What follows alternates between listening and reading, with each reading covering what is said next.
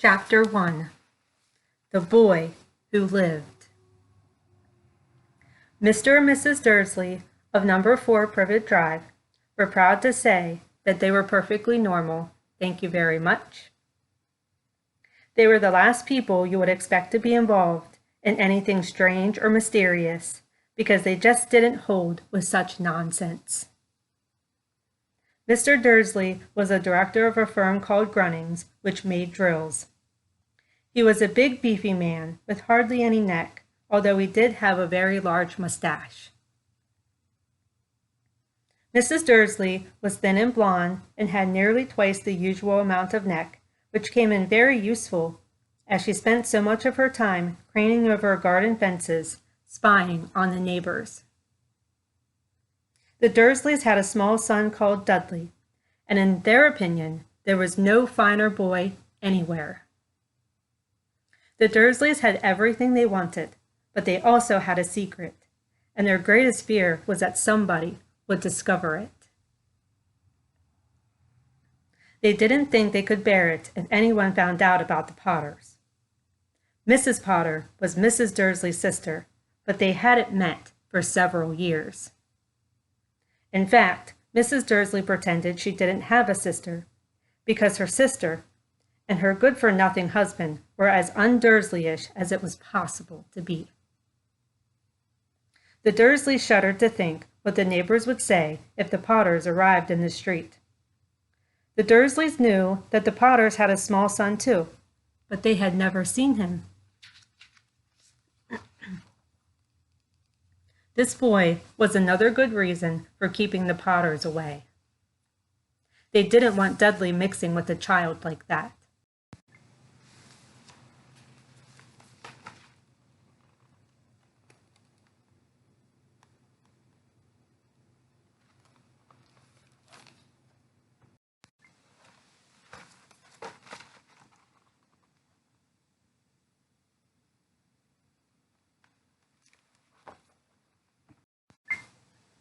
When Mr. and Mrs. Dursley woke up on the dull gray Tuesday, our story starts. There was nothing about the cloudy sky outside to suggest that strange and mysterious things would soon be happening all over the country. Mr. Dursley hummed as he picked out his most boring tie for work, and Mrs. Dursley gossiped away happily as she wrestled a screaming Dudley into his high chair. None of them noticed a large tawny owl flutter past the window. At 8:30, Mr. Dursley picked up his briefcase, pecked Mrs. Dursley on the cheek, and tried to kiss Dudley goodbye, but missed, because Dudley was now having a tantrum and throwing his cereal at the walls. "Little tyke," chortled Mr. Dursley as he left the house. He got into his car and backed out of number 4's drive. It was on the corner of the street that he noticed the first sign of something peculiar, a cat reading a map. For a second, Mr. Dursley didn't realize what he had seen. Then he jerked his head around to look again. There was a tabby cat standing on the corner of Privet Drive, but there wasn't a map in sight. What could he have been thinking of? It must have been a trick of the light. Mr. Dursley blinked and stared at the cat. It stared back. As Mr. Dursley drove around the corner and up the road, he watched the cat in his mirror. It was now reading the sign that said Privet Drive. No, looking at the sign. Cats couldn't read maps or signs. Mr. Dursley gave himself a little shake and put the cat out of his mind. As he drove towards town, he thought of nothing except a large order of drills he was hoping to get that day.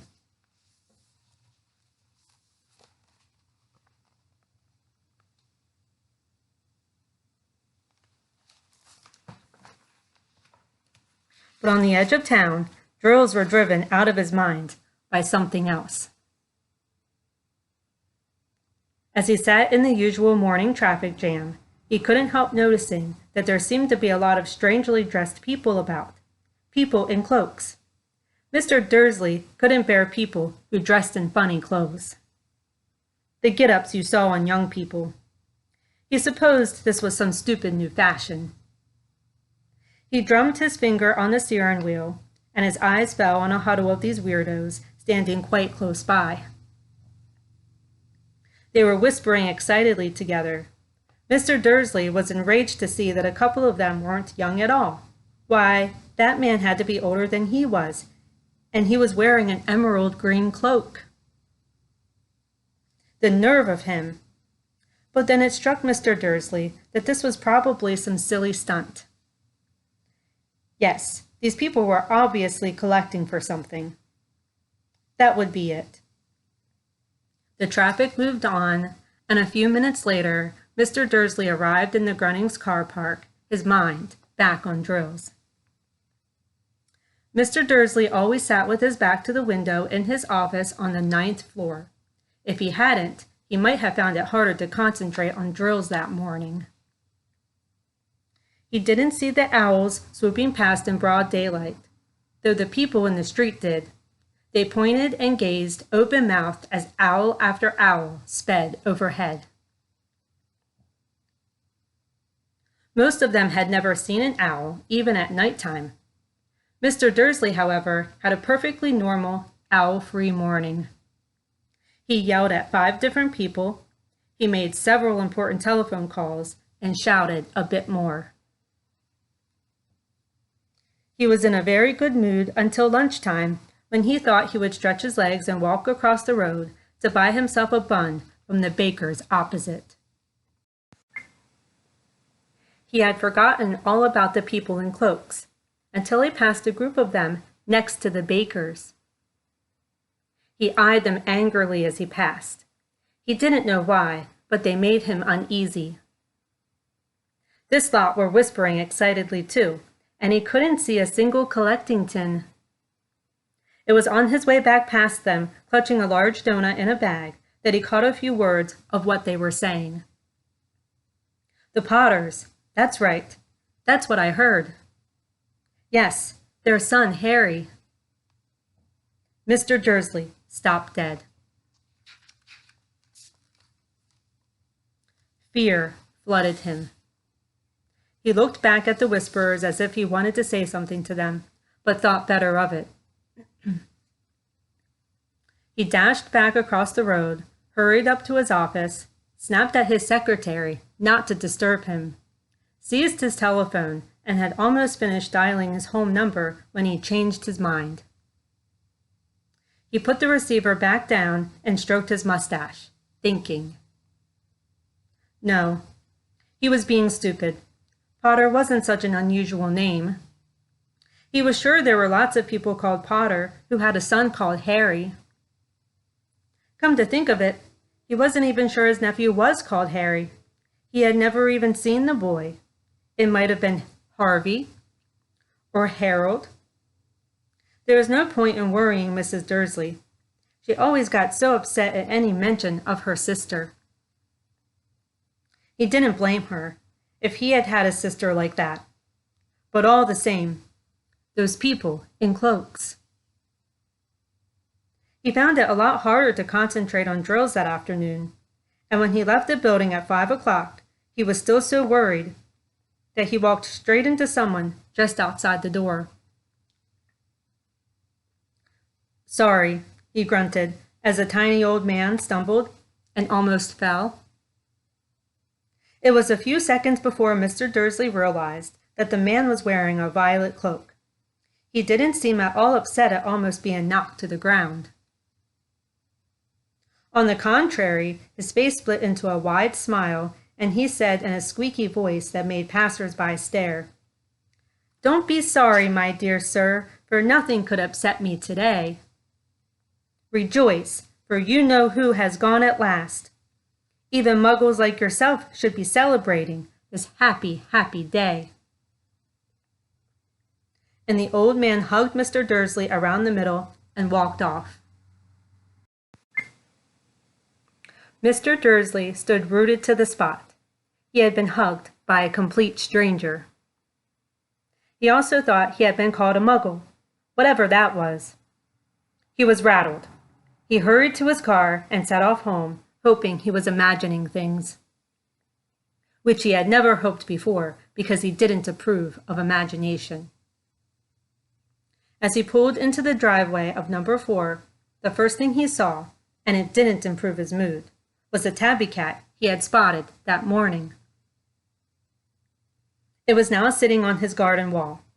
He was sure it was the same one. It had the same markings around its eyes. "Shoo," said Mr. Dursley loudly.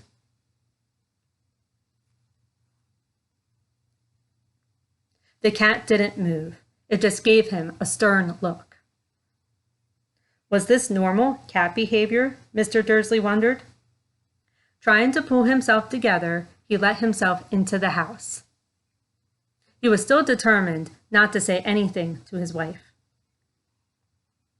Mrs. Dursley had had a nice, normal day.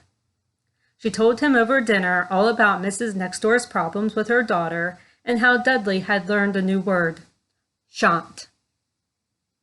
Mr. Dursley tried to act normally. When Dudley had been put to bed, he went into the living room in time to catch the report on the evening news. And finally, bird watchers everywhere have reported that the nation's owls have been behaving very unusually today.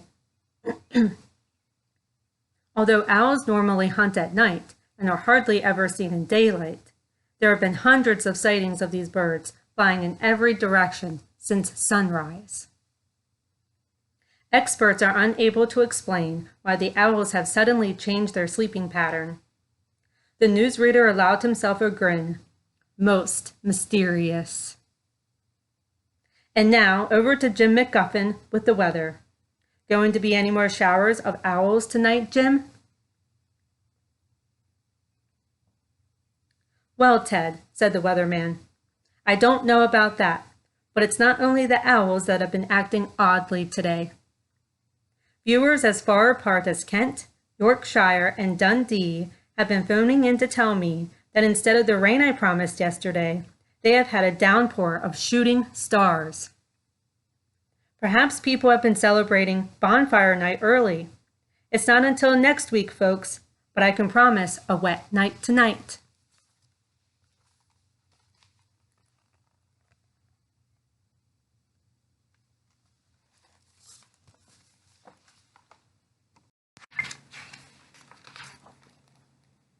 Mr. Dursley sat frozen in his armchair. Shooting stars all over Britain, owls flying by daylight, mysterious people in cloaks all over the place, and a whisper about the Potters. Mrs. Dursley came into the living room carrying 2 cups of tea. It was no good. He would have to say something to her. He cleared his throat nervously. Petunia, dear, you haven't heard from your sister lately, have you? As he had expected, Mrs. Dursley looked shocked and angry. After all, they normally pretended she didn't have a sister. No, she said sharply. Why? Funny stuff on the news, Mr. Dursley mumbled. Owls, shooting stars, and there were a lot of funny-looking people in town today. So, snapped Mrs. Dursley. Well, I just thought, maybe it was something to do with, her lot. Mrs. Dursley sipped her tea through pursed lips. Mr. Dursley wondered whether he dared tell her he had heard the name Potter. He decided he didn't dare. Instead, he said as casually as he could, their son. He would be about Dudley's age now, wouldn't he? I suppose so, said Mrs. Dursley stiffly. What's his name again? Howard, isn't it? Harry. Nasty common name, if you ask me. Oh, yes, said Mr. Dursley, his heart sinking horribly. Yes, I quite agree. He didn't say another word on the subject as they went upstairs to bed. While Mrs. Dursley was in the bathroom, Mr. Dursley crept to the bedroom window and peered down into the front garden. The cat was still there. It was staring down Privet Drive as though it was waiting for something. Was he imagining things? Could all this have anything to do with the Potters? If it did, if it got out that they were related to a pair of... Well, he didn't think he could bear it. The Dursleys got into bed. Mrs. Dursley fell asleep quickly, but Mr. Dursley lay awake, turning it all over in his mind. His last comforting thought before he fell asleep was that even if the Potters were involved, there was no reason for them to come near him and Mrs. Dursley. The Potters knew very well what he and Petunia thought about them and their kind. He couldn't see how he and Petunia could get mixed up in anything that might be going on. He yawned and turned over. It couldn't affect them. How very wrong he was. Mr. Dursley might have been drifting into an uneasy sleep, but the cat on the wall outside was showing no sign of sleepiness. It was sitting as still as a statue, its eyes fixed unblinkingly on the far corner of Privet Drive. It didn't so much as quiver when a car door slammed in the next street, nor when 2 owls swooped overhead. In fact, it was nearly midnight before the cat moved at all. A man appeared on the corner the cat had been watching, appeared so suddenly and silently you would have thought he had just popped out of the ground. The cat's tail twitched and its eyes narrowed.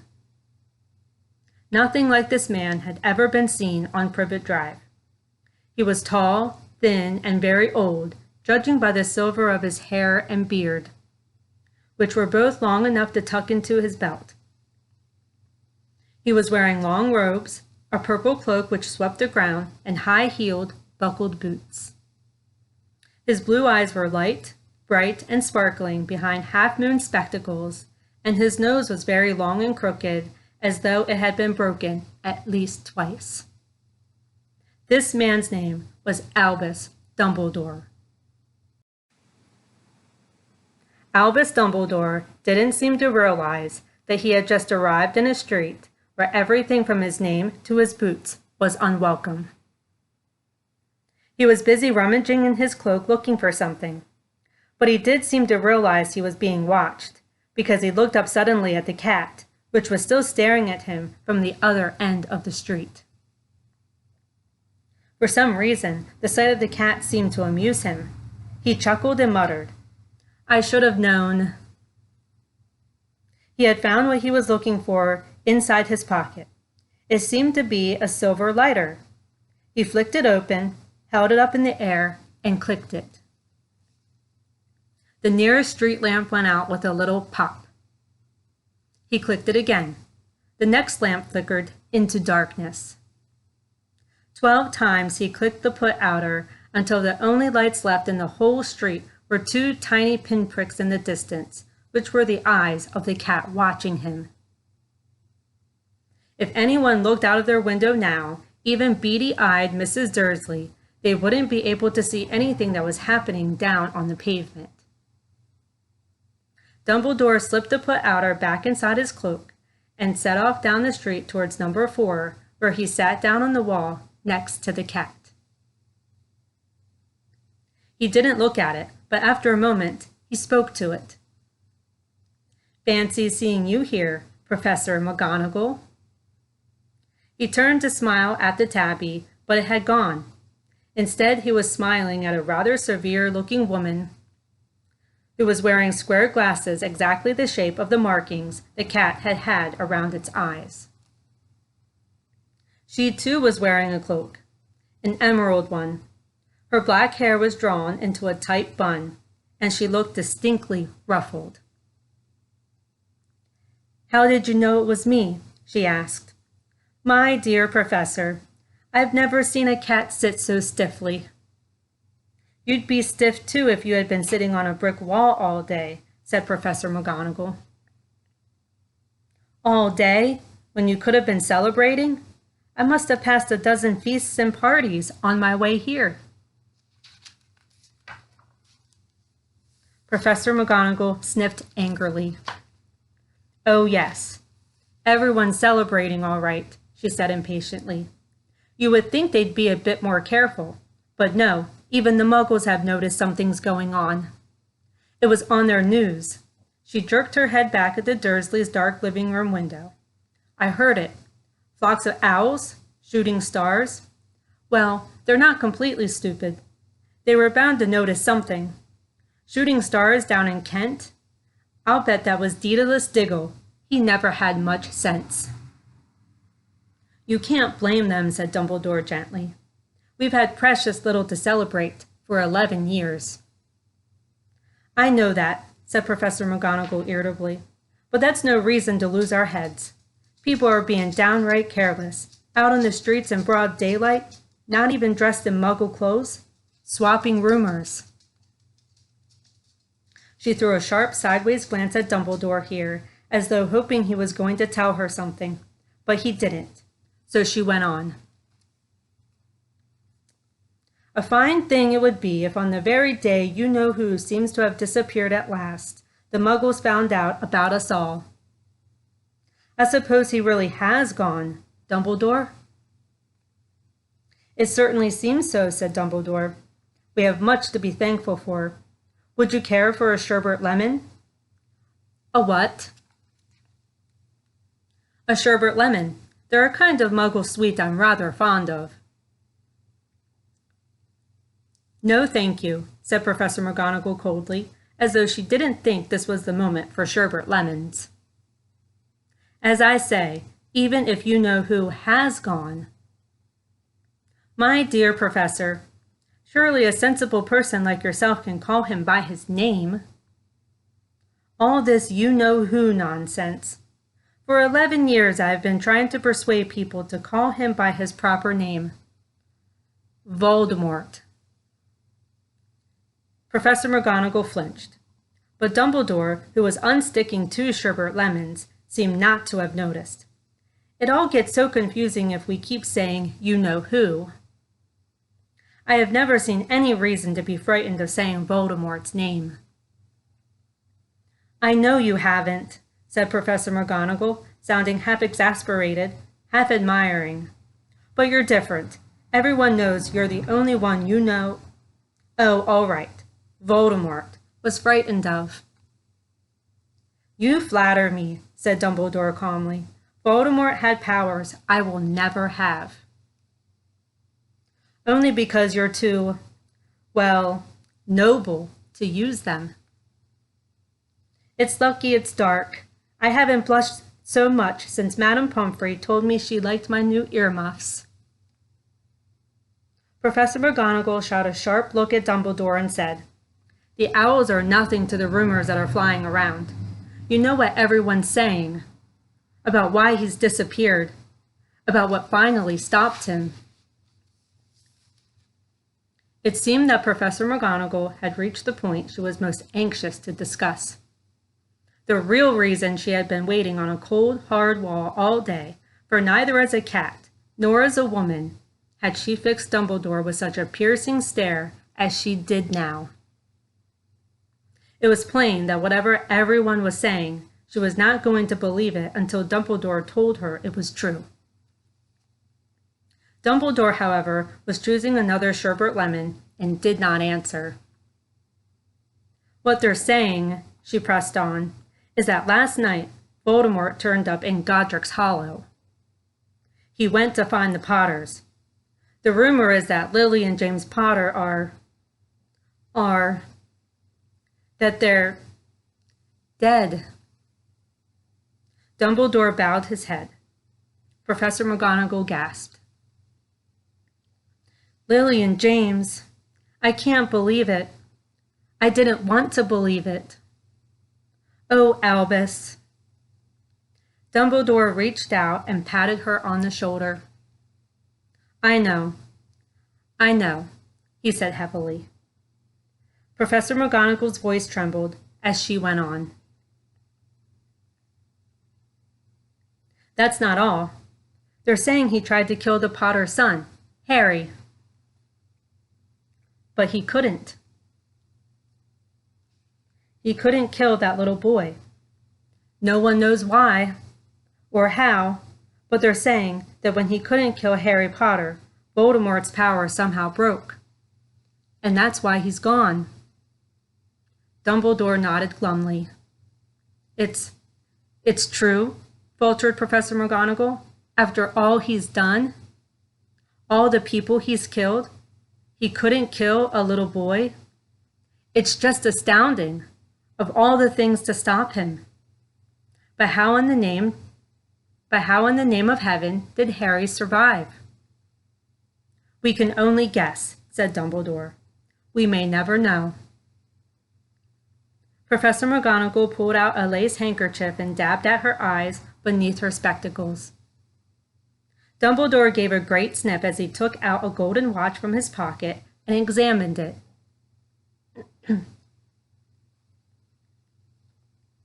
It was a very odd watch. It had 12 hands, but no numbers. Instead, little planets were moving around the edge.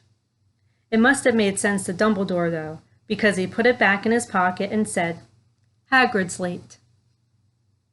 I suppose it was he who told you I would be here, by the way? Yes, said Professor McGonagall, and I don't suppose you're going to tell me why you're here of all places. I've come to bring Harry to his aunt and uncle. They're the only family he has left now. You can't mean the people who live here, cried Professor McGonagall, jumping to her feet and pointing at number 4. Dumbledore, you can't. I've been watching them all day. You couldn't find 2 people who were less like us. And they've got the son. I saw him kicking his mother all the way up the street, screaming for sweets.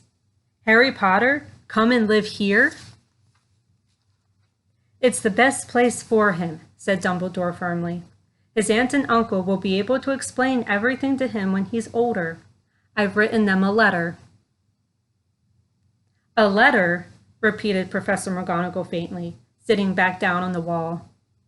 Really, Dumbledore? You think you can explain all of this in a letter? These people will never understand him. He'll be famous, a legend. I wouldn't be surprised if today was known as Harry Potter Day in the future. There will be books written about Harry. Every child in our world will know his name. Exactly, said Dumbledore, looking very seriously over the top of his half-moon glasses. It would be enough to turn any boy's head. Famous before he can walk and talk. Famous for something he won't even remember. Can't you see how much better off he'll be growing up away from all of that until he's ready to take it? Professor McGonagall opened her mouth, changed her mind, swallowed, and then said, Yes, you're right, of course. But how is the boy getting here, Dumbledore? She eyed his cloak suddenly as though she thought he might be hiding Harry underneath it. Hagrid's bringing him. You think it wise to trust Hagrid with something as important as this? I would trust Hagrid with my life, said Dumbledore. I'm not saying his heart isn't in the right place, said Professor McGonagall grudgingly, but you can't pretend he's not careless. He does tend to... What was that? A low rumbling sound had broken the silence around them.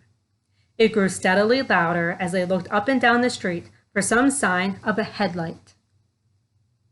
It swelled to a roar as they both looked up at the sky, and a huge motorbike fell out of the air and landed on the road in front of them.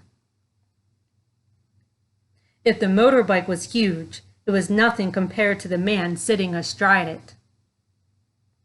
He was almost twice as tall as a normal man and at least 5 times as wide. He looked simply too big to be allowed. And so wild. Long tangles of bushy black hair and beard hid most of his face. He had hands the size of dustbin lids, and his feet in their leather boots were like baby dolphins. In his vast, muscular arms, he was holding a bundle of blankets. Hagrid, said Dumbledore, sounding relieved. At last! Where did you get that motorbike?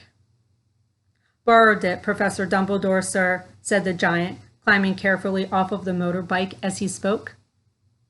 "Young Sirius Black lent it to me. I've got him, sir." "No problems, were there?" "No, sir. House was almost destroyed, but I got him out all right before the muggles started swarming around. He fell asleep just as we were flying over Bristol." Dumbledore and Professor McGonagall bent forward over the bundle of blankets. Inside, just visible, was a baby boy fast asleep. Under a tuft of jet black hair over his forehead, they could see a curiously shaped cut, like a bolt of lightning. "Is that where—" whispered Professor McGonagall. "Yes," said Dumbledore. "He'll have that scar forever." "Couldn't you do something about it, Dumbledore?" "Even if I could, I wouldn't. Scars can come in useful. I have one myself above my left knee, which is a perfect map of the London Underground." "Well, give him here, Hagrid. We'd better get this over with."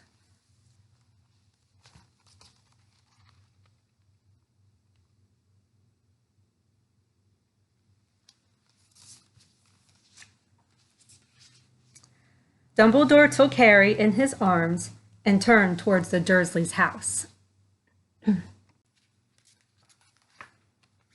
Could I say goodbye to him, sir?" asked Hagrid. He bent his great shaggy head over Harry and gave him what must have been a very scratchy, whiskery kiss. Then suddenly Hagrid let out a howl like a wounded dog. "Shh!" hissed Professor McGonagall. "You'll wake the muggles." "Sorry," sobbed Hagrid, taking out a large spotted handkerchief and burying his face in it. "But I can't stand it. Lily and James dead, and poor little Harry off to live with muggles." Yes, it's all very sad, but get a grip on yourself, Hagrid, or we'll be found," Professor McGonagall whispered, patting Hagrid gingerly on the arm as Dumbledore stepped over the low garden wall and walked to the front door. He laid Harry gently on the doorstep, took a letter out of his cloak, tucked it inside Harry's blankets, and then came back to the other two. For a full minute, the three of them stood and looked at the little bundle. Hagrid's shoulders shook. Professor McGonagall blinked furiously, and the twinkling light that usually shone from Dumbledore's eyes seemed to have gone out. "Well," said Dumbledore finally, "that's that. We've no business staying here. We may as well go and join the celebrations." "Yeah," said Hagrid in a very muffled voice. "I'd best get this bike away. Good night, Professor McGonagall." "Professor Dumbledore, sir." Wiping his streaming eyes on his jacket sleeve, Hagrid swung himself onto the motorbike and kicked the engine into life. With a roar, it rose into the air and off into the night. "I shall see you soon, I expect, Professor McGonagall," said Dumbledore, nodding to her. Professor McGonagall blew her nose in reply. Dumbledore turned and walked back down the street. On the corner, he stopped and took out the silver put-outer. He clicked it once, and 12 balls of light sped back to their street lamps, so that Privet Drive glowed suddenly orange, and he could make out a tabby cat slinking around the corner at the other end of the street. He could just see the bundle of blankets on the step of number 4. "Good luck, Harry," he murmured. He turned on his heel, and with a swish of his cloak, he was gone. A breeze ruffled the neat hedges of Privet Drive, which lay silent and tidy under the inky sky, the very last place you would expect astonishing things to happen. Harry Potter rolled over inside his blankets without waking up. One small hand closed on the letter beside him, and he slept on. Not knowing he was special, not knowing he was famous, not knowing he would be woken in a few hours' time by Mrs. Dursley's scream as she opened the front door to put out the milk bottles, nor that he would spend the next few weeks being prodded and pinched by his cousin Dudley. He couldn't know that at this very moment, people meeting in secret all over the country were holding up their glasses and saying in hushed voices, "To Harry Potter, the boy who lived."